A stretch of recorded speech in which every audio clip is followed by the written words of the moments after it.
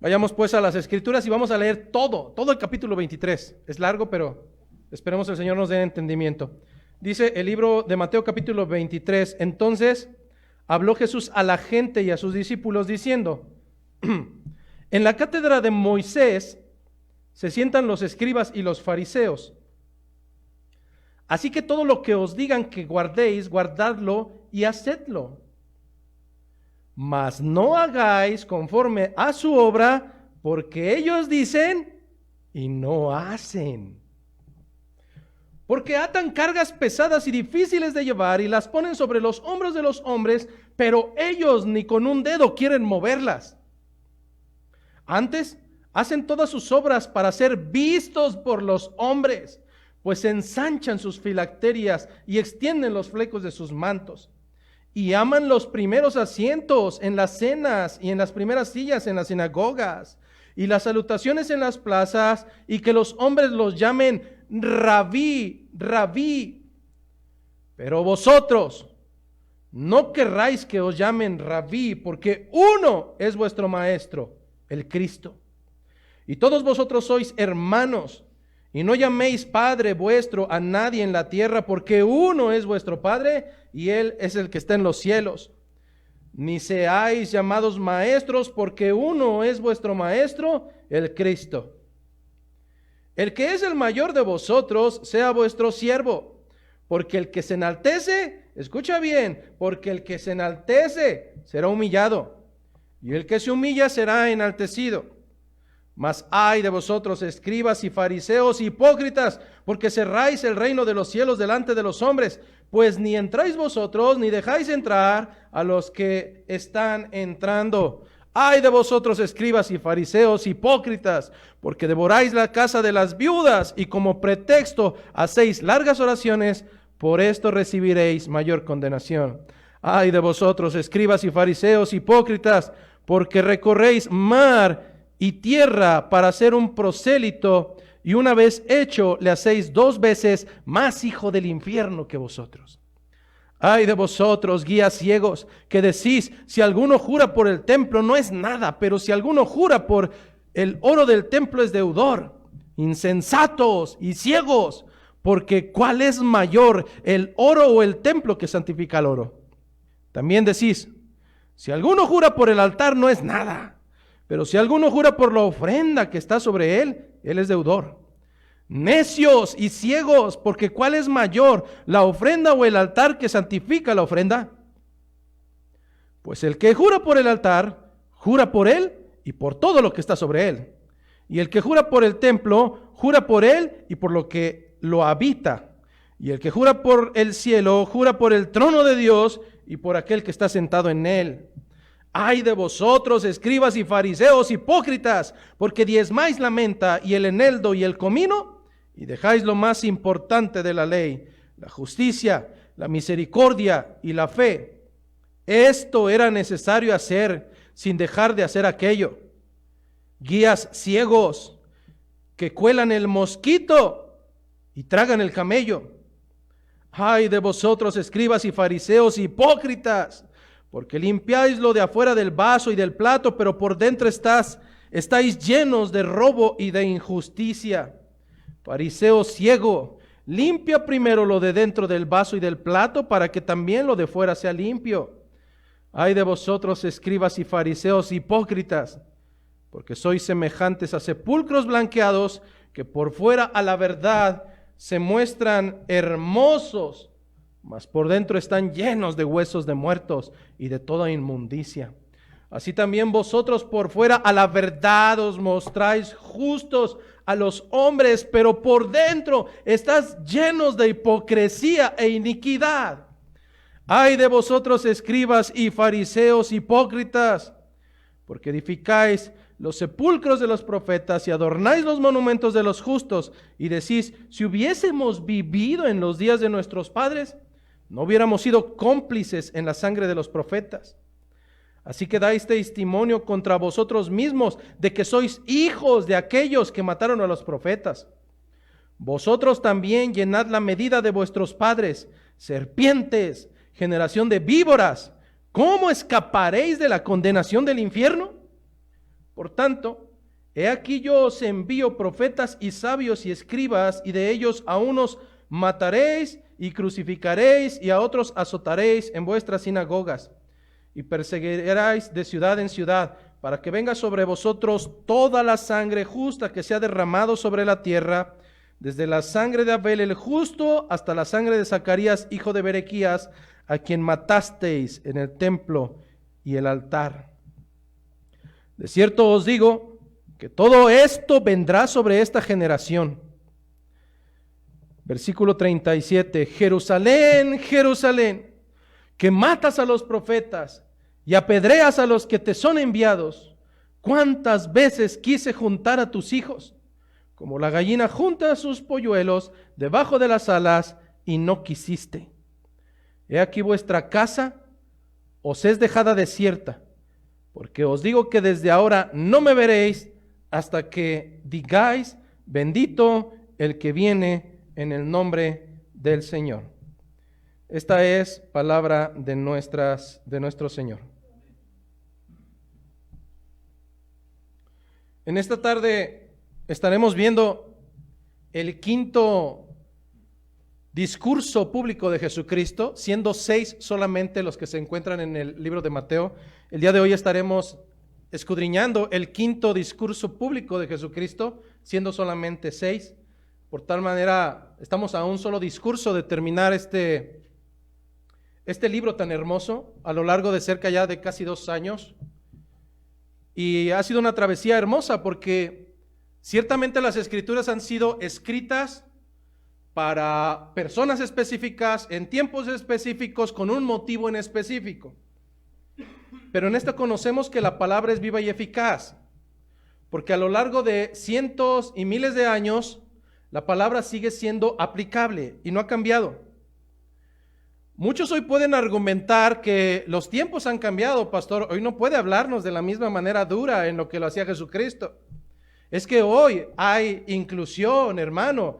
Son otros tiempos. No, los tiempos pueden cambiar, las personas en su exterior pueden cambiar, pero hay algo que no ha cambiado, y es que el hombre sigue teniendo ese rasgo pecaminoso y distintivo que ha tenido desde el momento en que le conciben.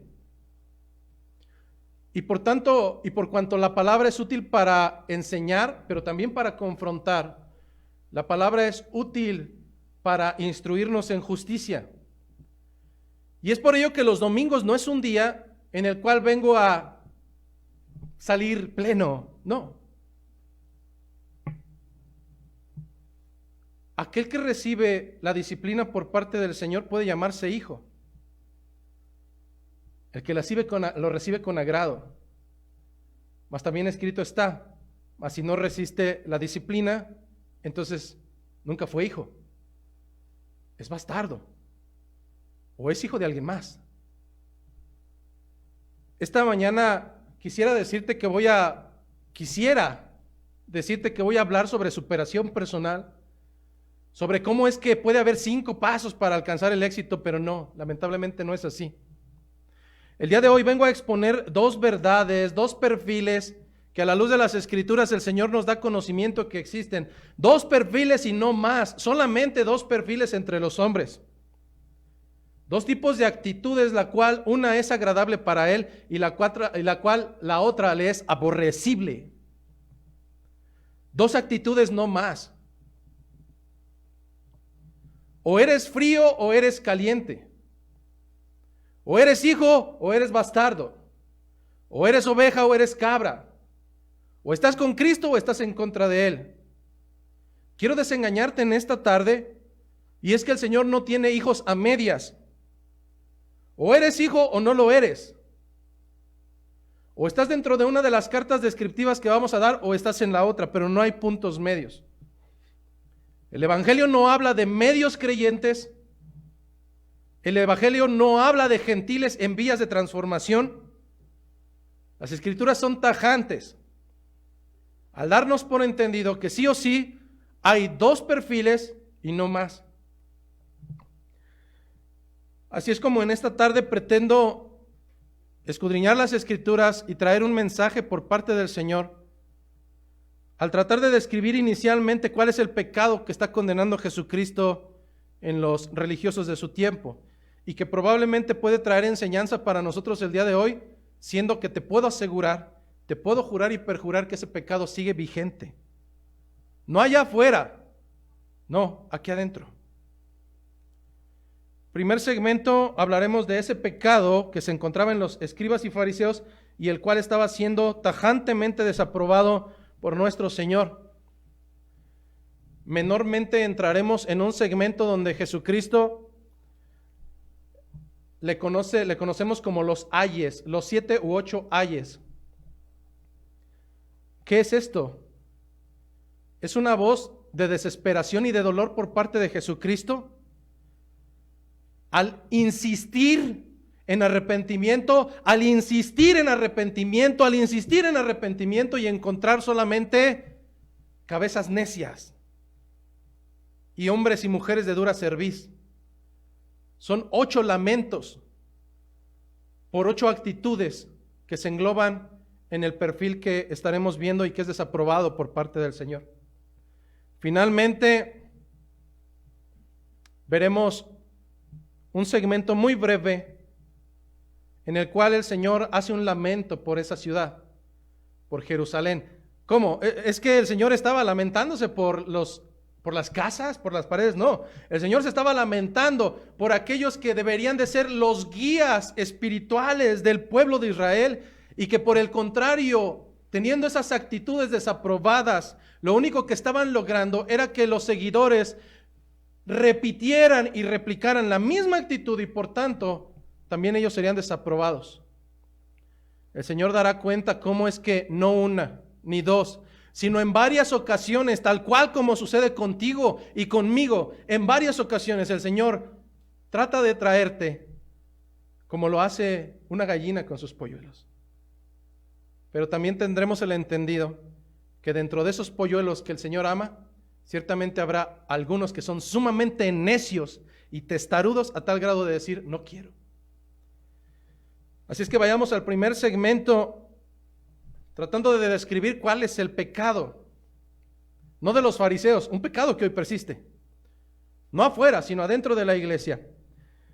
Y en este sentido, algo que me consuela es que este discurso no fue solamente para los discípulos, fue para la gente en común. Jesucristo se encontraba caminando a Jerusalén, ya se encontraba ahí, pero estaban preparándose para celebrar la Pascua judía, un ritual que por su descendencia étnica celebrarían como un mandato de Dios. Así es que Jesucristo no se encontraba solo, ni solamente con sus discípulos, había más gente. Y gracias a Dios que ellos escucharon este mensaje y hoy lo podemos disfrutar tú y yo y ponerlo por obra en nuestra vida. Te habrás dado cuenta que algo que aborrece el Señor es de aquellos que saben tanto, pero que no hacen nada. Y más adelante lo veremos. Pero antes de comenzar quisiera poner este ejemplo y tal vez una aseveración. Te puedo asegurar que a lo largo de tu vida te has topado con esas personas que catalogamos como las peores que hemos conocido en el universo. Hay una alta probabilidad de que tal vez alguno de ellos haya sido tu jefe y hayas estado subordinado o subordinada a él. Cuando te topas con estas personas, te empiezas a cuestionar, ¿qué es lo que sucede aquí? ¿Acaso el Señor me ha abandonado? ¿Por qué el Señor no escucha mi plegaria? ¿No ve que me están maltratando? ¿Acaso no identifica que estoy sufriendo y que estoy gimiendo también como ese siervo? Mas algo que tienes que entender es que todo lo que el Señor permite en su soberanía tiene un propósito. Y es que al final del camino, cuando te topas con este tipo de personas, tienes solamente dos opciones. Por un lado, la más recurrente y la más sencilla es tratar de justificar que nosotros somos así de arbitrarios, nosotros somos así de soberbios, nosotros así somos de gañanes porque alguien más fue gañán con nosotros. Eso es lo más sencillo. Y entonces el golpeado se vuelve golpeador, el ingrato se vuelve agresivo, etcétera, etcétera, etcétera. Por un lado tenemos esa opción y es la más sencilla, es la más recurrente, es la que usualmente nos encontramos, no solamente en nuestra vida cotidiana, en nuestros trabajos. Lamentablemente también a veces la encontramos en las iglesias. Cuando hay un soberbio o un prepotente o varios soberbios y varios prepotentes y todos caminamos en cobardía sin decir nada, usualmente tarde que temprano ese cáncer se regará a toda la iglesia. Pero si por un lado tengo la opción de replicar esto y hacer y pagar conforme a mí me pagaron, hermano, existe una segunda opción. Y esta segunda opción será más compleja, pero también será la más edificante. Y es que de todo lo que yo he aprendido para mal sobre mi propia persona, yo puedo optar que de todo eso malo que aprendí y que viví de otra persona, yo lo tomaré para nunca jamás replicar ni una sola de esas actitudes en mi vida cotidiana, mucho menos con mis empleados, mucho menos con mis hijos. Es entonces que la exhortación en esta mañana por parte de Jesucristo es un llamado esencial, una exhortación a sus seguidores a no replicar, a no manifestar la misma actitud que se estaba percibiendo en los fariseos y en los escribas. Y esto te lo tienes que grabar bien. La actitud que el Señor espera no es de soberbia. Lo que encontramos una y otra vez en las Escrituras y que hoy te tengo que recordar es que el Señor detesta a los soberbios, mas se encuentra gracia en los humildes. El concepto de humildad que vamos a estar tratando en esta tarde no se refiere a aquel en el cual yo no tengo un ingreso monetario, no se refiere a la humildad de que no he comido y que no puedo pagar mis cuentas, no. Ese concepto de humildad es mexicanizado. Vámonos al concepto de humildad que versa sobre las Escrituras en los últimos capítulos que hemos estado exponiendo. Y es un tipo de humildad en el cual reconoces tu condición, reconoces que te han traído de lo más vil, de lo más menospreciado, que no tienes valor y que por consiguiente necesitas un Salvador. Un tipo de humildad en el cual reconoces bajo humillación que ciertamente has cometido errores. Un tipo de humildad el cual Jesucristo ejemplificó con un niño. Tuvo que traer a un niño y dijo, aquel que quiere entrar en el reino de los cielos, primero deberá de ser humilde como este. ¿Era pobre? No. Era un niño que podría agarrarse a trompadas y después admitir que cometió un error. Pedir perdón y volver a caminar con sus amigos. Mas no un soberbio. Un soberbio jamás estará dispuesto a reconocer que tiene algo que cambiar. Un soberbio pensará que es correcto chicotear a la gente, humillarla, sobajarla, porque él es más que ellos. Así es que las dos actitudes que estaremos viendo será la actitud del soberbio, que es desaprobada y aborrecida por el Señor, y la actitud de la humildad, bajo los conceptos que hemos explicado, la cual es característica distintiva de los integrantes del reino de los cielos. Recordando que el Señor no aprueba la soberbia y que el Señor esperaría de los suyos humildad. Esta es la enseñanza bíblica. Nos lo recuerdan al menos 5 citas bíblicas. Primer cita bíblica, no la busques. Salmo 138, 6. ¿Qué nos dice el Salmo 138, 6? Porque el Señor es excelso y atiende al humilde, mas altivo lo mira de lejos. Apenas va uno. Segundo texto bíblico para la enseñanza de que Dios detesta al soberbio y enaltece al humilde. Proverbios capítulo 8, versículo 13. El temor del Señor es aborrecer el mal, el orgullo, la arrogancia, el mal camino y la boca perversa, dice el Señor, yo aborrezco. No es que medio la pasa, no, el Señor aborrece a los soberbios. Santiago capítulo 4, versículo 6. Pero Él da mayor gracia, Por esto dice, Dios resiste a los soberbios. Dios resiste a los soberbios y da gracia a los humildes. Por tanto, someteos pues a Dios y resistid al diablo y huirá de vosotros. Esta cita es peculiar porque está diciendo que el soberbio está amando a Satanás. No le resiste por cuanto es soberbio, está replicando al propio Satanás. Primera de Pedro, capítulo 5, versículo 5. Primera de Pedro, capítulo 5, versículo 5. Y este es para los jóvenes. Dice igualmente, jóvenes, estad sujetos a los ancianos, es decir, a los de mayor edad, y a todos sumisos unos a otros, revestidos de humildad. Joven, de verdad. ¿Y yo por qué? La enseñanza es que hagas a un lado tu soberbia, que te sujetes en humildad. ¿Por qué? Porque Dios resiste a los soberbios, pero es que estoy chiquito. Dios resiste a los soberbios y da gracia a los humildes. No importa cuál sea tu edad. Aún estés a punto del cajón o aún estés recién nacido, Dios detesta a los soberbios y enaltece a los humildes. Isaías capítulo 2, versículo 12. Porque día de Jehová de los ejércitos vendrá sobre todo soberbio y sobre todo altivo, sobre todo enaltecido, y será abatido, y será tirado, y será humillado. Así es que surge una primer pregunta en esta tarde, y es la siguiente: si Jesucristo está diciendo, y la enseñanza bíblica es que tenemos que resistir a los soberbios y a los altivos, y si los fariseos y los escribas eran altivos y soberbios, porque entonces el Señor dice que todo lo que ellos digan lo guardemos y lo hagamos. ¿Dónde está el problema? ¿O dónde está la veracidad?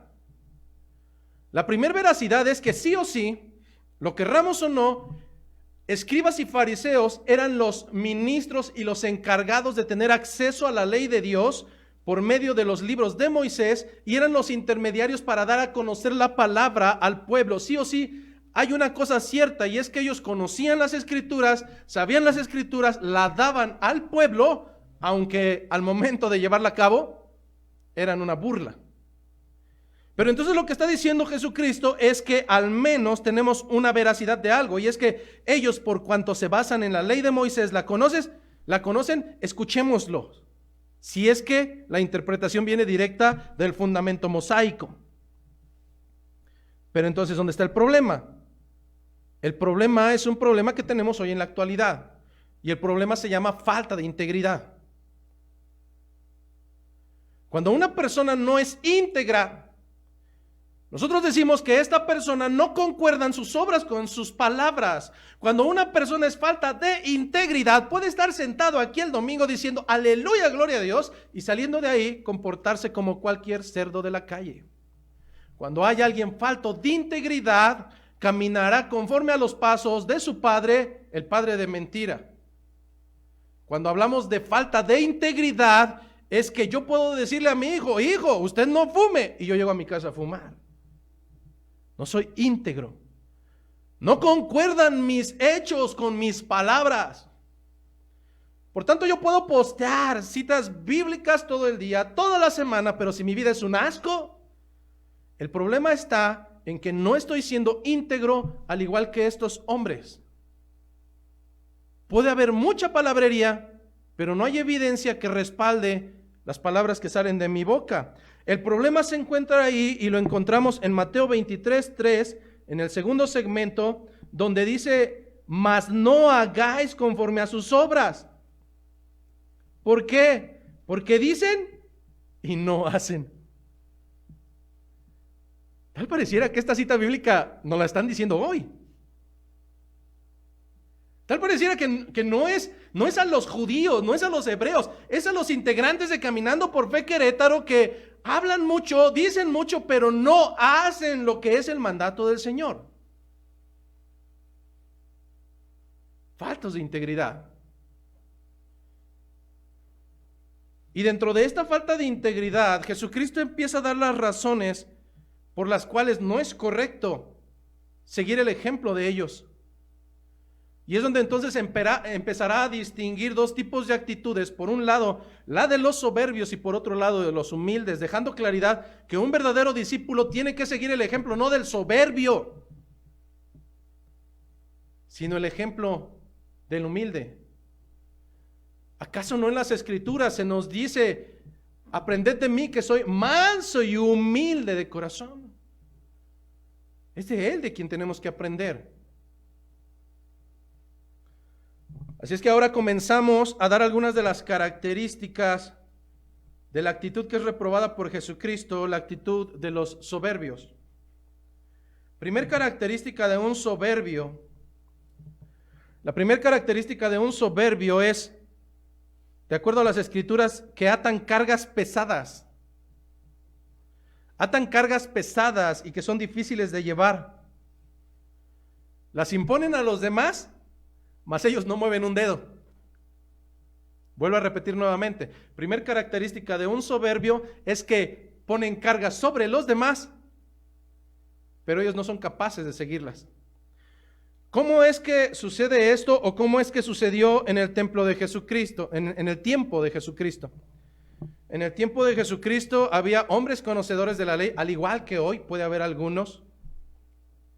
Yo leo, yo sé más que tú, cosas como esas, que cuando realmente lo ponemos a consideración no sabe nada. Pero en el tiempo de Jesucristo estaban estos hombres que hacían gala de su conocimiento, ciertamente conocían, pero llegaron a tal conocimiento que incluso llegaron a envanecerse a tal punto que incluso las Escrituras ya no son suficientes. Ahora tenemos que hacer otro libro acerca de las interpretaciones de los maestros y los rabís para que tú puedas comprender las Escrituras de Dios, porque son difíciles. Traducción: Dios es incompetente y no basta. Tengo que ayudarle. Entonces, a veces cuando la gente en mi trabajo o en algún lugar me pregunta, bueno, ¿y qué diferencia hay entre ustedes y otros pensamientos religiosos? Como por ejemplo el mormón, el testigo de Jehová, el de la religión católica, etcétera. Hay una primera característica, y es que no es la religión cristiana en sí misma, es el fundamento bíblico en sí mismo. A diferencia de otros pensamientos, nosotros creemos totalmente que esto nos basta, no hay necesidad de algo más. Es decir, no necesito un intérprete para que venga a decirme qué es lo que significa aquí. Hay cosas tan sencillas que hay aquí. A veces quiero estar despejando la incógnita de cuándo será el día específico del final de los tiempos, cuando el Señor, hay cosas tan claras como sacrificio estoy hastiado y misericordia quiero, y no la vivo. Es decir, a veces estoy buscando lo etéreo cuando lo que es claro lo paso por largo. ¿Qué diferencia hay? Esta basta. Pero hay otros pensamientos que dicen, no, esto no basta. Tengo que ayudarle a Dios. El judío lo hizo. Y entonces había libros que fueron escritos por los rabís y que te decían cómo interpretar esto, porque es difícil, es dificilísimo. Hoy en día siguen estando. Esta no es suficiente, no. Esta más el catecismo, esta más las tradiciones, esta más lo que diga el que está allá adelante, esta más el libro del mormón, esta más el libro de las joyas preciosas, esta más. ¿Acaso Dios necesita ayuda del hombre? Absolutamente no, porque entonces estamos entrando dentro de un terreno muy peligroso que incluso es herético. Estamos negando la suficiencia de Dios, estamos negando la suficiencia de su palabra, y esto es lo que estaban haciendo aquellos hombres. Mientras la ley de Moisés decía que el día de reposo deberías de guardarte de toda actividad, por cuanto ese era el día que era destinado para el Señor, mientras ese era el mandato y sigue siendo el mandato, los fariseos y los escribas juzgaban a aquellos que hacían actividades aún por necesidad. Nosotros recordaremos que meses pasados, cuando los discípulos y Jesucristo se encontraban ensanchando el reino de los cielos por aquellas regiones, ciertamente les dio hambre. Pasaron por un sembradío y uno de ellos arrancó algunas espigas y comenzaron a comer. De entre la nada salieron los religiosos. ¡Ey! ¡Ey! ¡Pecadores! Están cosechando. No, no estamos cosechando. La ley dice que no cosecharás en el día. No, eso no dice la ley. La ley dice que omitirás trabajos en el día de reposo. Tú inventaste esto y esto y esto y esto y esto.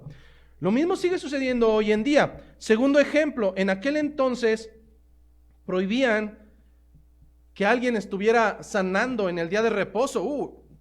Eso es malo. Si eso lo trajéramos hoy a nuestros días, a nuestros hermanos que ahorita están en enfermedad y están en sus casas, les diríamos: no, hermano, usted no tiene que tomar medicamento hoy porque es día del Señor. Se mueren. ¿Te das cuenta? Estaban siguiendo la ley, pero habían olvidado el espíritu de la ley, la misericordia. Por un lado, la ley decía que no deberían de tener contacto con los gentiles, por lo cual era inmundo. Por otro lado, ellos empezaron a inventar un montón de reglas fuera de razón, incluso el lavarse las manos para comer. Algunos de ustedes dirán: hermano, pues eso lo seguimos haciendo hasta el día de hoy. No me refiero a la cuestión de salubridad. El judío no solamente se lavaba las manos para ingerir alimentos como parte de salubridad, sino que una vez que se lavaba las manos para quitar el polvo, antes de tocar cualquier alimento o tocar cualquier cuchara o cualquier plato, limpiaba el plato, limpiaba la cuchara, aunque ya estuvieran limpios. Porque generó mandamientos de hombre en los cuales dijo: bueno, si no tengo que tocar lo impuro, ¿qué tal que esta cuchara le llegó algo, no? Hay que limpiarla. A tal grado que inventaron un lavamiento de manos sacrificial, aparte del lavamiento de salubridad, y a cada rato se lavaban porque tenemos que estar puros, tenemos que ser santificados. Hipócritas. Podrían lavarse las manos 100,000 veces para que nada impuro entrara dentro de su cuerpo cuando la asquerosidad ya se encontraba en su corazón. Por tanto, Jesucristo les llama la atención: ustedes tienen cuidado y cuelan todo lo que se van a tomar, cuelan el mosquito, el animal impuro más pequeño, cuando realmente ya se han tragado el camello. Tienen cuidado de lo más minúsculo, cuando lo más gravoso ya lo tienen en su corazón. Sin haberlo pensado, estos hombres cayeron dentro de una de las herejías más grandes que podemos encontrar en el Evangelio, o pretensión del Evangelio, y que persiste hasta hoy en nuestros días y se le conoce como legalismo. ¿Qué es el legalismo? El legalismo es creer que nosotros podemos ganar la salvación, la entrada al reino de los cielos, a través de nuestros méritos. Es perverso, pero es muy común hoy en las iglesias. Es tan común escuchar: ¡ay, ya perdí mi salvación! ¡ay, ya la gané! ¡ay, ya la encontré otra vez! Pues ¿qué era tuya? ¿Tú la ganaste? ¿Quién te la dio? Proviene del Señor.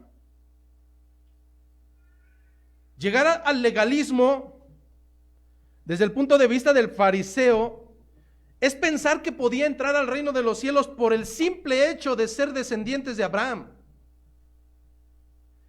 Es pensar que por ser cumplidores escrupulosos de la ley se convertían en hijos de Dios. Es decir, tradúcelo a este sentido: oh, yo soy hijo de Dios. ¿Por qué? ¿Se ha venido a todos los cultos a los 52 del año? ¿Eso te hace hijo? No. Puedes estar aquí las 24 horas del día, es más, esta puede ser tu casa, y no por eso eres hijo. No, es que yo soy salvo porque he visto decorosa y pudorosamente. En ocasiones puedes usar una falda como estilan en otros lugares, que si no usas falda, pues ya te vas al infierno, hermana, porque ¿dónde dice?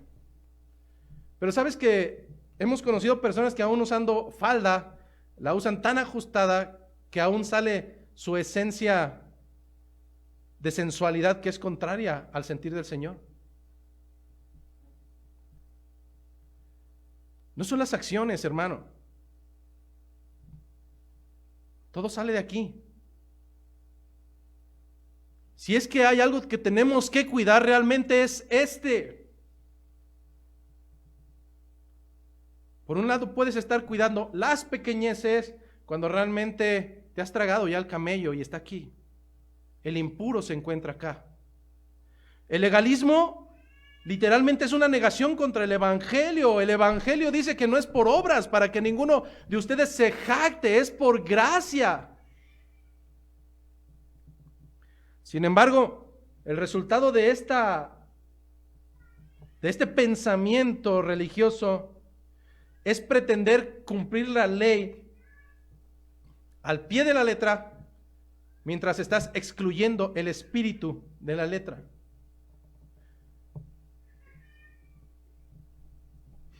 Para que los fariseos creyeran que estaban cumpliendo la ley, primero tenían que reducirla a interpretaciones vergonzosas, rígidas y limitadas. Ejemplo, ¿qué será más complejo?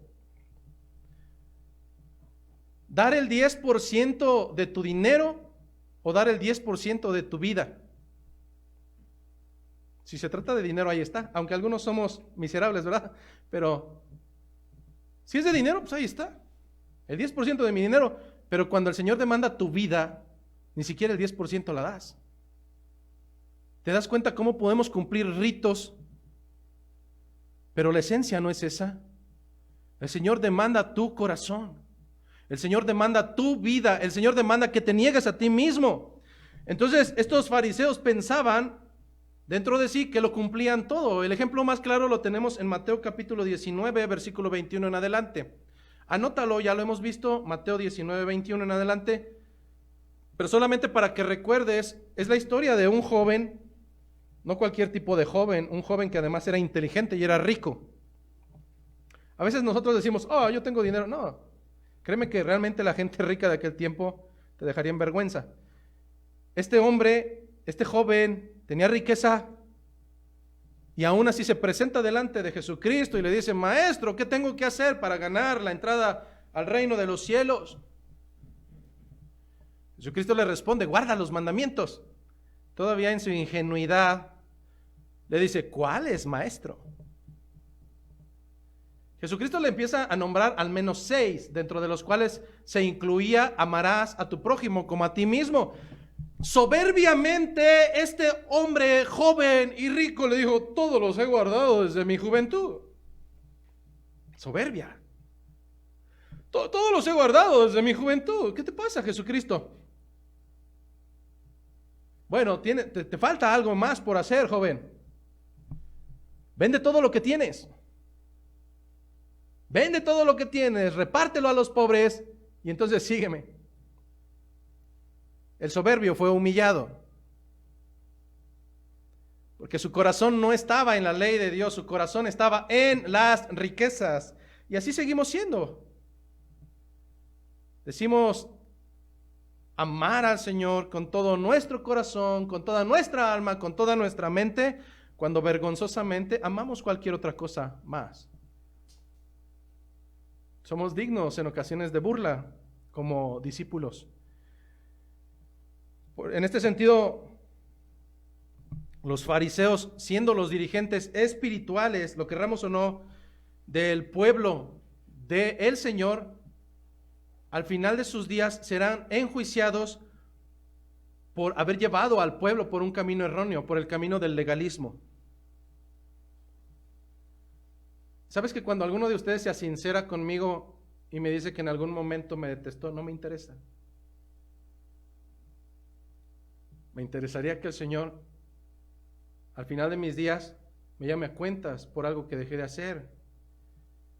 Pero es importante entender que cimentarnos bajo el legalismo sobre el posicionamiento de pensar que por nuestros esfuerzos y por nuestras fuerzas y por nuestro conocimiento y por nuestras riquezas y por nuestras aptitudes y por nuestro gran egolatría vamos a alcanzar terreno delante del Señor. No, esto es un engaño. Las Escrituras me están diciendo que sí o sí, el Señor te resistirá, el Señor te hará a un lado, el Señor te detesta. Lo único que trae el legalismo es suplantar la ley de Dios. Hermana, ¿por qué se pinta si al Señor no le gusta eso? Ah, caray, ¿dónde dice eso? Yo no he encontrado en Deuteronomio, no os pintaréis, porque no dice nada de eso. Pero lamentablemente hoy encontramos iglesias, lo decía broma en la mañana, pero no es tan broma, hermanas que ya tienen más bigote que yo, porque es que usted no se debe de rasurar, hermana. Pensamos que traen chamarra tamaulipeca, pero no, son sus cabellos ya. Por una insensatez, por un legalismo, por un mandato de hombre que no tiene fundamento bíblico. ¿Qué es lo que causa el legalismo? Jesucristo lo dejó claro. Imponen cargas tan pesadas que no son capaces de llevar y ustedes ni siquiera mueven un dedo. Y entonces, ¿cuántos de nosotros no asistíamos ya los domingos con una pesadez de, a ver, ahora con qué chistosada me van a salir? Oiga, ¿por qué peinó al Raulito así? Se va a ir al infierno. Hermano, es que así tiene el cabello. Ah. ¿Y por qué su esposa trae esos zapatos? Debería de traer, es decir, cimentando en las obras la salvación de Dios. El problema con esto es que lo único que denota es que la gente no lee las escrituras. Cuando un pueblo lee las escrituras, no encuentras danzoras, guerreras espirituales en medio del culto. Cuando un pueblo lee las escrituras, no encontrarás gente ordenándole a Dios, decretando y atando. Cuando lees las escrituras, conocerás que Él es soberano, que Él hace conforme a Él le place y que lo que demanda de nosotros no es soberbia, sino humildad, reconociendo quiénes somos y reconociendo quién es Él. Nuestro Salvador, no nosotros a nosotros mismos. Nuestro Rey, el que demanda gloria, no la vanagloria que nos damos a nosotros mismos. Lamentablemente esta clase de legalismo no ha terminado en el tiempo de Jesucristo con los fariseos. Hoy en día seguimos teniendo este tipo de pensamiento dentro de las iglesias. No en la cantina, no en la calle, en las iglesias, en las iglesias. Hace algunos meses una familia de congregantes trajo a varias familias, bueno, a algunas familias de congregantes y en la tarde cuando platicaba con ellos les dije, oiga, bueno, ¿y qué le pareció a su familia? La iglesia, el culto, no, todo bien, todo extraordinariamente bien. Menos eso de que la membresía, ¿qué es eso? Que si son quién para decir quién es quién. Ah, bueno, es que no han leído las escrituras. Porque es necesario identificar el pecado. Porque es necesario tratar el pecado. Porque es necesario disciplinar el pecado. Porque el Señor no viene por una ramera, el Señor viene por una esposa limpia. Porque es necesario integrar a los creyentes y sacar a los gentiles. Porque el Señor viene por una iglesia limpia, pura, sin arruga, sin mancha.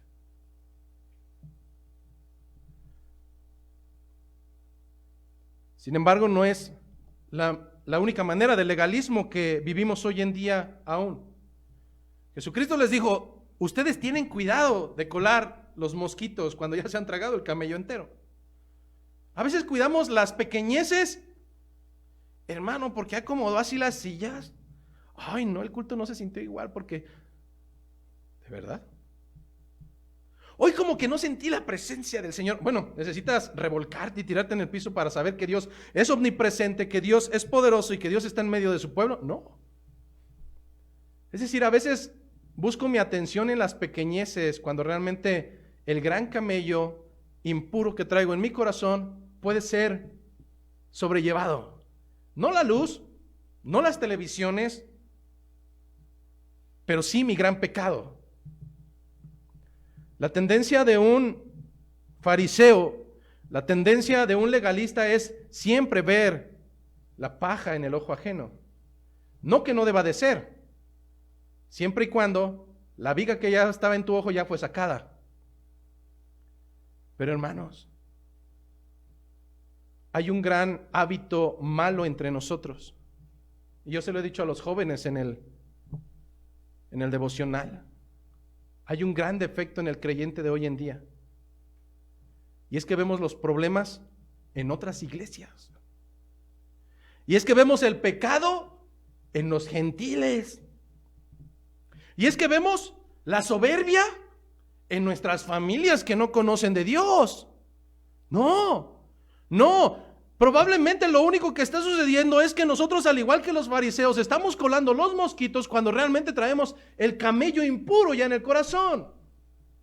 La enseñanza del Señor no es para que tú cambies a otros. La enseñanza del Señor es para que trates con tu vida, para que trates con tu pecado, para que camines en rectitud conforme a lo que Él demanda. Los demás deja que el Señor trate con ellos. Pero mientras tanto, ¿qué hay de tu soberbia? ¿Qué hay de tu altanería? ¿Qué hay con ese deseo de sobrepasar a los demás y distinguirte de entre los demás? Eso sí es un pecado fuerte. Y que aunque pareciera sencillo, si persistes en él sin arrepentimiento, tu destino está declarado. No importa que seas cristiano de cuna, que es una aberración, no existe. No importa que tengas un currículum de 15, 20, 25 años en el evangelio. Si caminas como gentil, si vives como gentil, eres un gentil y por tanto terminarás con los gentiles. Es una actitud desaprobada por parte de nuestro Señor. Somos ciegos, guiando a otros ciegos. ¿A dónde te llevará un ciego? Al mismo despeñadero donde ya está él. Por cuanto es ciego, no se ha dado cuenta que está en el hoyo. No se ha dado cuenta que está en la perdición. Entonces, ¿cuál es el antídoto? ¿Qué podemos hacer para que esto no persista en la iglesia, hermano? Bueno, el primer antídoto ante el legalismo, sí o sí, se encuentra en el estudio serio de la palabra de Dios. Cuando yo quería andar con mi esposa, primero me tuve que informar qué le gusta y qué no le gusta. A ella no le gustan los ramos de flores cortados. Ella piensa que eso es un desperdicio. A veces lo aceptará, pero más por condescendencia que porque le gusta. Pero a ella le fascinan las macetas, habrás de darte cuenta. Le gustan las plantas que viven.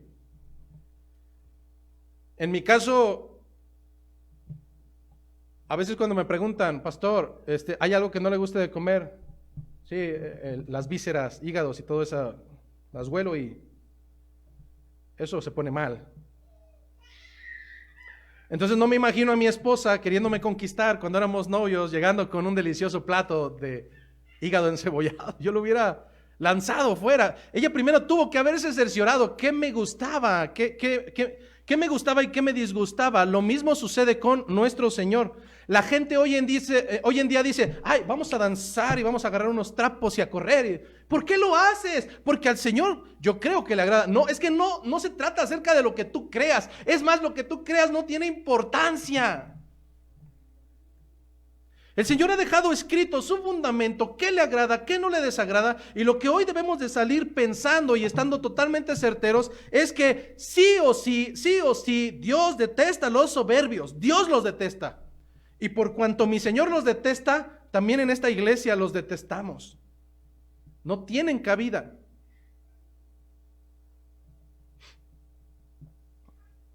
¿A qué grado llegaba su soberbia? Dice Jesucristo y les dijo, ustedes ensanchan sus filacterias. Son tan soberbios que ensanchan sus filacterias. Oiga, ¿qué es una filacteria? Bueno, una filacteria era una pequeña cajita donde enrollaban tiras y en esas tiras se escribían citas bíblicas, recordatorio de la misericordia del Señor. En esa cajita estaban acomodadas, se cerraban y se enlazaban al brazo para que estuvieran cerca del corazón, y cuando ellos oraban sacaban una filacteria o la ponían en su frente, y entonces la palabra ya no solamente estaba junto a su corazón, sino también estaba en su mente de día y de noche para que las enseñes a tus hijos. ¿Has escuchado eso? Lo encontramos en Deuteronomio 11. Por tanto pondréis estas mis palabras en vuestro corazón y en vuestra alma, y las ataréis como señal en vuestra mano, y serán por frontales entre vuestros ojos, y las enseñaréis a vuestros hijos, hablando de ellas cuando te sientes en tu casa, cuando andes por el camino, cuando te acuestes y cuando te levantes. Deuteronomio 11:18 en adelante. Entonces, ¿era correcto lo que estaban haciendo? Bajo su perspectiva, sí. Estaban atando la palabra de Dios a su brazo, junto a su corazón y en su mente. El problema está cuando esto fue motivo de ser superior a los demás. Y entonces ya no son solamente necesarias las tiritas, ahora tienen que ser tirotas. Tengo que ensanchar las filacterias para demostrarte que soy mejor que tú, que soy más religioso que tú, que soy más piadoso que tú. Tú no eres nadie. Gracias a Dios que hoy no tenemos filacterias. Pero ¿sabes qué? A veces es, yo ya me compré la Biblia de no sé qué. No para estudiar, sino para jactancia. Yo ya me compré la Biblia esta que cuesta 5,000 pesos. ¿Tú no la tienes? No, yo ya me leí todo el libro de la Biblia desde el principio hasta el final. Tú no, wow. Es decir, para ser soberbio, incluso no necesitas ni siquiera tener nada, solamente podrido el corazón. Estos hombres lo estaban demostrando de manera externa, ensanchaban sus filacterias, pero además extendían los flecos de sus mantos. ¿Qué era el fleco de un manto? El manto tenía 4 puntas, cada punta tenía 7 hilos, color blanco y uno azul. Los 7 para demostrar la perfección de Dios, el hilo azul para demostrar su poderío. En las Escrituras no encontramos qué medidas deberían de tener estos flecos, pero por lo regular todos debieron de haberlos puesto al mismo nivel. Pero de repente, aquel que quiere ser por encima de los demás, pues ya no es así, ahora es así. Mira los flecos de mi manto. Lo único que estaban exteriorizando una y otra vez era las características de su soberbia. Así es que en el tiempo de Jesucristo ensanchaban sus filacterias, extendían los flecos de sus mantos, pero además eran amadores de los privilegios. Aquí pues no hay mucho para dónde hacernos, ¿verdad? Si te toca en la primera fila no es porque quieras amar el primer lugar, es porque ya no hay lugar. Pero en el tiempo de Jesucristo, amar los primeros lugares en las reuniones y en los templos era sinónimo de soberbia. A los pobres mándenlos hacia atrás. A mí denme el primer lugar. A mí pónganme donde yo merezco estar.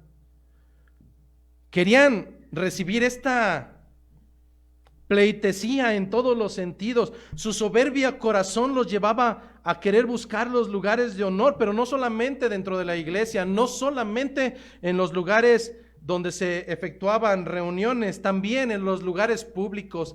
Amaban que les dieran títulos como rabí. Este no era un saludo de gentileza, es decir, ¿cómo estás? ¿Qué hubo? No.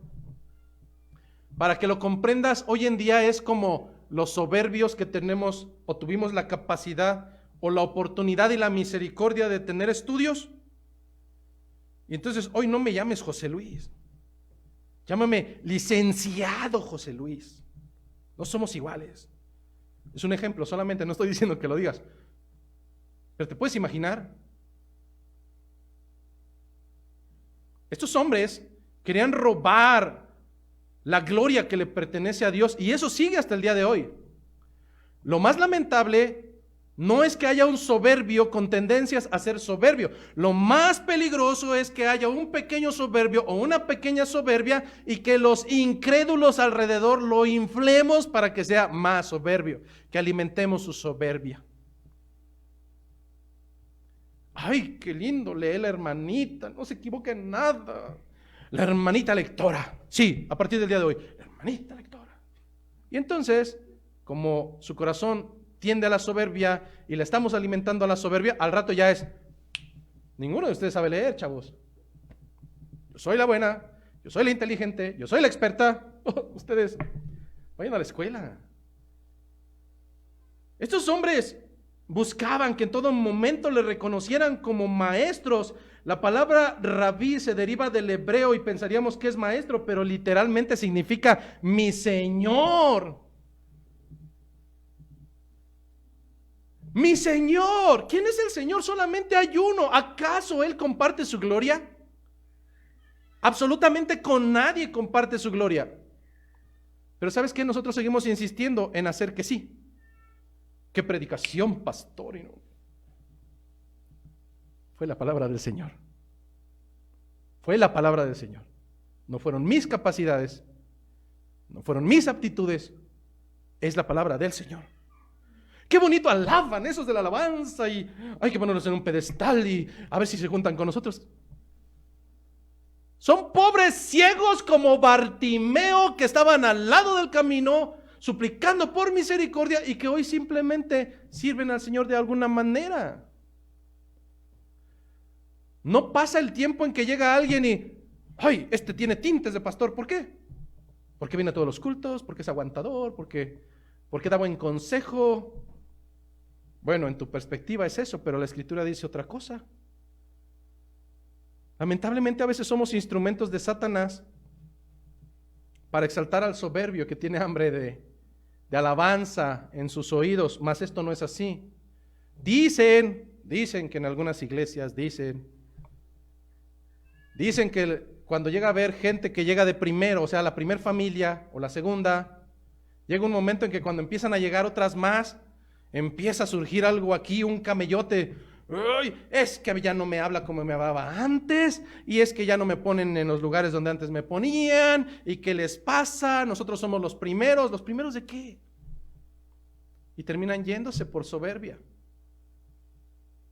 Es un mosquito tan diminuto, pero tan perjudicial, que no solamente te hace patinar en el caminar en esta tierra, te hace patinar fuera del reino de los cielos. Algo claro es que el Señor no aprueba esta actitud. El Señor no aprueba esta actitud, por más que en otras iglesias les den títulos como arcángel, apóstol, sayajin y evangelista. Ya no es el hermano. No, ahora dígame evangelista. ¿Qué es eso? Las Escrituras me dicen que entre nosotros no será así. Esto lo empieza a narrar en el segundo aspecto. Ya vimos y dejamos claro qué es lo que el Señor no ama y que detesta. Ahora vamos al segundo aspecto, lo que el Señor esperaría de ti y lo que el Señor esperaría de mí. Primer característica de lo que el Señor espera de una actitud humilde: el humilde no dejará que le enaltezcan. Quien es humilde no dejará que le enaltezcan. ¿Por qué razón? Porque le queda claro que hay uno superior a él y su nombre es Cristo. Así es que entre nosotros, a diferencia de los fariseos, dicen las Escrituras en el capítulo que estamos leyendo, así es que entre nosotros no será así. Entre nosotros nos llamaremos hermanos. No brother, no bro, no compa, no hermanos. Entre los hermanos, ¿qué supremacía puede haber? Ni una. No fuimos llamados a enaltecernos. Primer característica: el humilde no se dejará enaltecer porque sabe que hay uno superior a él, y este es Cristo.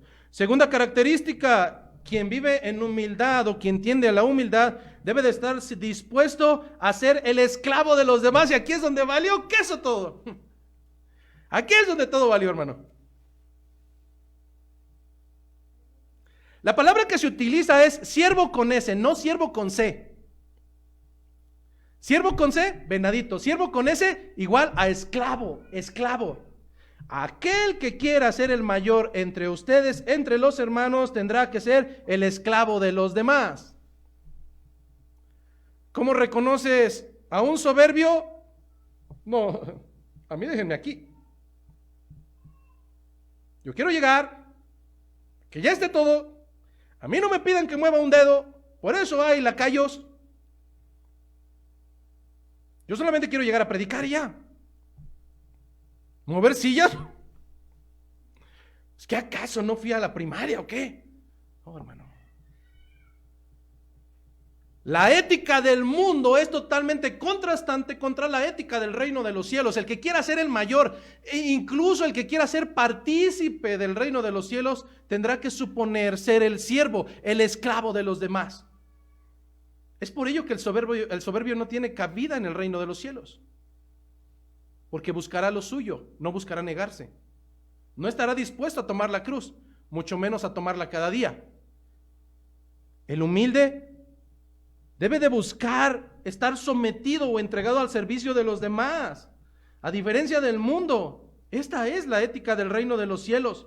¿Por qué? Porque el que se enaltece será humillado y el que se humilla será enaltecido. Ante una actitud de humildad, el Señor se regocija, mas ante la actitud de los soberbios, el Señor no puede más que sentir asco y sentir dolor. ¿Cuál es la razón? El Señor no percibe arrepentimiento, mucho menos genuino. Por ello no solo es necesario, hermanos, no solo es necesario denunciar a los fariseos y a los escribas como hipócritas, sino como falsos maestros. ¿Cuál es el riesgo que corremos de no denunciar a los falsos maestros, a los soberbios? El peligro está en que como son maestros, enseñarán y replicarán la misma actitud en los demás. Vete a una iglesia de la prosperidad y todos reclaman lo que la dirección dice. Así es que creo que esta es la última oportunidad que Jesucristo les da como advertencia a esos hombres de que los dirigentes sin fruto tendrán su castigo, tendrán su parte en el lago de fuego. Por eso Jesucristo empieza a condolerse en su corazón.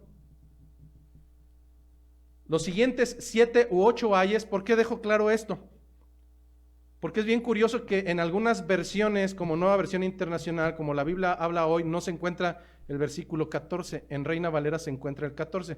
Mas no quiero entrar en discusiones, porque a final de cuentas los 7 u 8 ayes aplican para nosotros, para no caer en esa soberbia. ¿Y qué si son 7? ¿Y qué si son 8? Lo importante es que con uno de ellos no hagas que los fariseos estaban haciendo.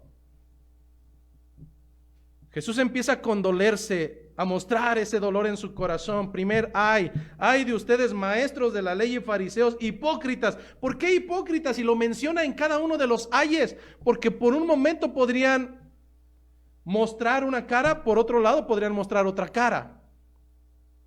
Ay de ustedes maestros de la ley y fariseos hipócritas, les cierran a los demás el reino de los cielos. Ni entras, ni dejas entrar a los que están intentando hacerlo. ¿Está diciendo que Dios puede ser limitado en cuanto a la salvación? No. Está diciendo que por cuanto yo soy líder de una iglesia local, yo puedo ser el tropezadero para los que integran la iglesia local. Ni entro yo, ni estoy dejando que entren los demás. A final de cuentas, una autoridad en una iglesia será aquel que tenga que dar cuentas, lo quiera o no. Por eso no te preocupes si saliste de una iglesia de doctrina errónea con altaneros y fariseos al frente. No te preocupes, deja que el Señor les dé su cuenta al final de los días. Tú sigue caminando. Deja atrás ya Egipto, olvídate de Egipto. No voltees atrás, no sea que te conviertas en estatua de sal. Segundo, ay de vosotros escribas y fariseos hipócritas, porque devoran las casas de las viudas y ponen como pretexto largas oraciones, pero aún en esto recibiréis vuestra condenación. ¿De quién está hablando? ¿Sabes que las viudas en el tiempo de Jesucristo eran las más débiles? No tenían quien las cuidase, pero varias de ellas habían recibido herencia, casitas o casotas. Y de repente aparecía el fariseo, yo voy a orar por ti. Entonces iban a las casas de las viudas, arrasando y devorando sus casas. Hoy sigue sucediendo igual. La religión por medio de la riqueza. Siguen devorando casas, siguen devorando autos, cuentas. Pero un día recibirán su condenación. Ay de ustedes maestros de la ley y fariseos hipócritas, recorren tierra y mar para ganar un solo adepto o un discípulo, y cuando lo han logrado lo hacen 2 veces más merecedor del infierno que ustedes. Ay, esto sí está fuerte. Y aquí voy con los padres de familia, porque a lo mejor usted dice, qué bueno que yo no voy a evangelizar a ningún lado. No es necesario. Es que no te has dado cuenta que hay un pequeño discípulo en tu casa que está siguiendo los mismos pasos y va a replicar no lo que le digas, fariseo. Tú le puedes decir, no es que la palabra de Dios dice, él o ella va a ver tu ejemplo y va a replicar tu ejemplo, no lo que le digas. La falta de congruencia, la falta de integridad es lo que llevará y te llevará a condenación como padre de familia, porque tú estás buscando ese discípulo y lo único que estás logrando es que sea 2 veces más receptor del infierno que tú. A veces decimos amar tanto a nuestros hijos, somos como ellos, somos hipócritas, porque los estamos llevando directo al infierno y nos vale cualquier otra cosa. No, hijo, es que yo te amo tanto y yo te voy a dar lo mejor, pero te vas a pudrir en el infierno, al igual que yo, por cuanto ni yo soy congruente, ni soy íntegro, y estás aprendiendo del que no es íntegro. De tal manera que ¿qué puede enseñar un soberbio sino soberbia? ¿Qué es lo que puede enseñar un religioso sino religión y apariencia? ¿Qué puede enseñar un hipócrita sino hipocresía? Usted puede pensar que no tiene discípulos, pero ahí están sus hijos, aprendiendo y absorbiendo lo que usted vive en su casa y en su vida cotidiana. Y esto es de preocuparse,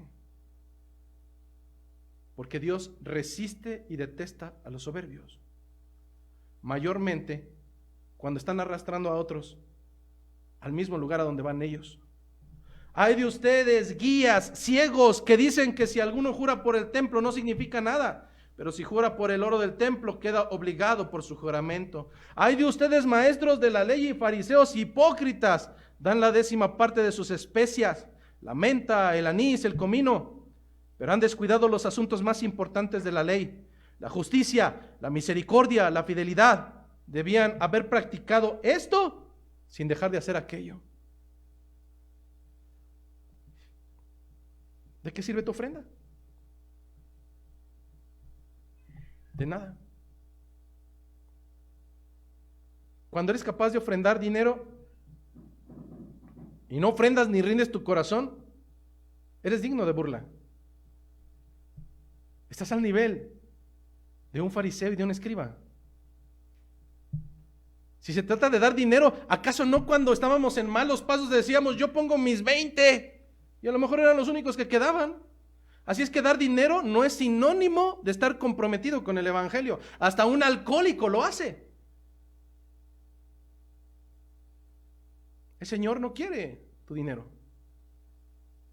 El Señor demanda tu vida, el Señor demanda tu corazón, el Señor demanda tu mente, tu alma, tus fuerzas.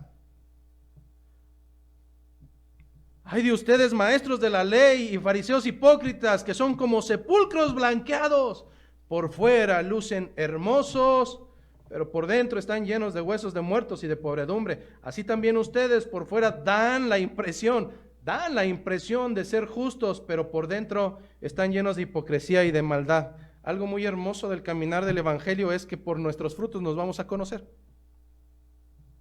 Cuando llegamos aquí el primer día, todos somos cristianos, todos somos amadores del Señor. Sí, claro. Cuando llegamos aquí todos fuimos maltratados en otro lado, pobres de nosotros.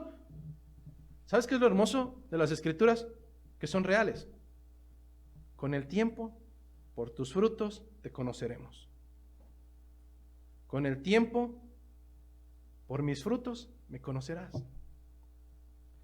¿Sabes qué sencillo? Es sencillo actuar durante 2 horas.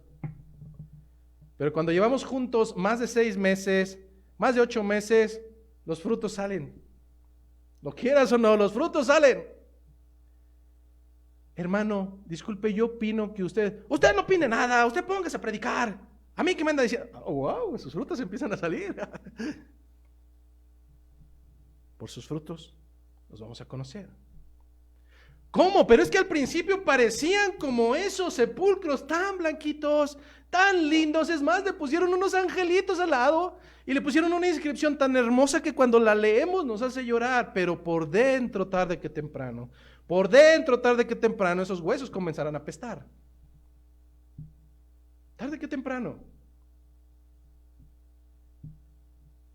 Jesucristo fue movido por esa higuera que parecía tan frondosa, que parecía que tenía alimento, y llegando vio que era estéril.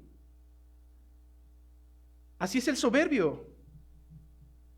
Puede aparentar durante un buen tiempo, a veces unos menos, a veces otros más. Tengo que reconocer, hay soberbios que son muy convincentes. A veces tardamos meses en identificarlos, pero tarde que temprano salen a la superficie. Cuando estaba en la secundaria, me tocó un taller. Antes nos tocaban talleres. Me tocó taller de estructuras metálicas. Y entonces el profesor nos decía, tienen que lijar ese metal. Tienen que quitarle el óxido. Y ya sabes, un estudiambre bien obediente es, viejillo, ¿qué vas a hacer?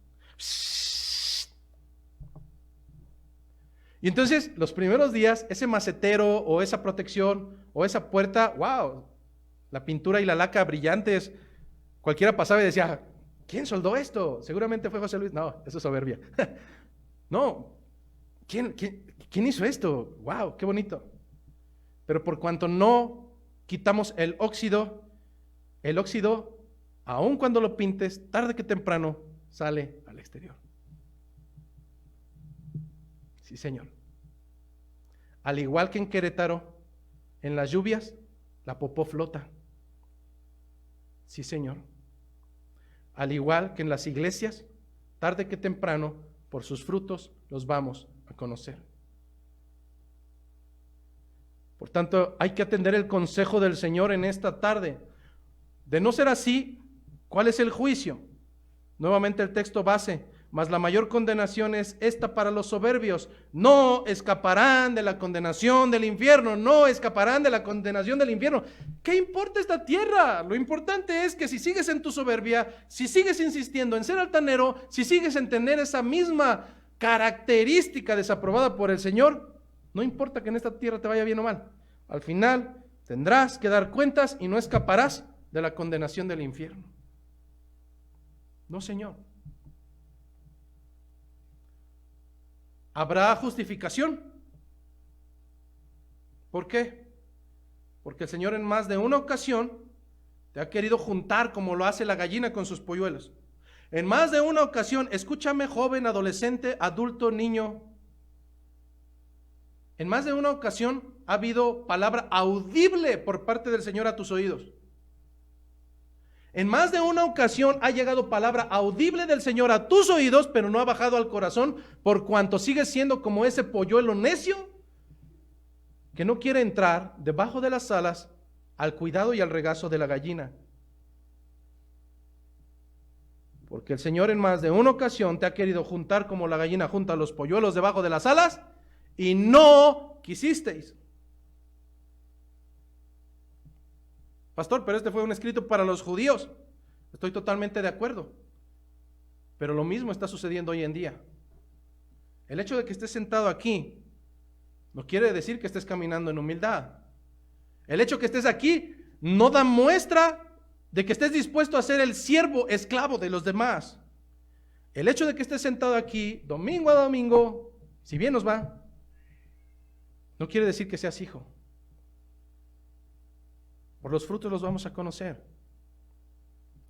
Mi trabajo, por tanto, es, si el juicio para el pueblo de Israel, para los fariseos y para los escribas, fue decirle a esos líderes espirituales que por cuanto ellos estaban replicando la soberbia para con el pueblo y les decían, está bien, no pretendo estar en la misma situación.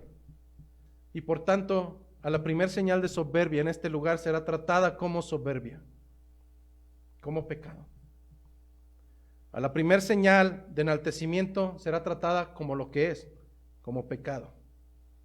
Bajo el entendido de que el hijo se regocija en la disciplina, mas quien la resiste nunca fue hijo, nunca fue parte de la casa.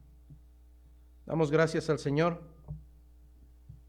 por su palabra, damos gracias al Señor por su consejo y damos gracias al Señor por su misericordia.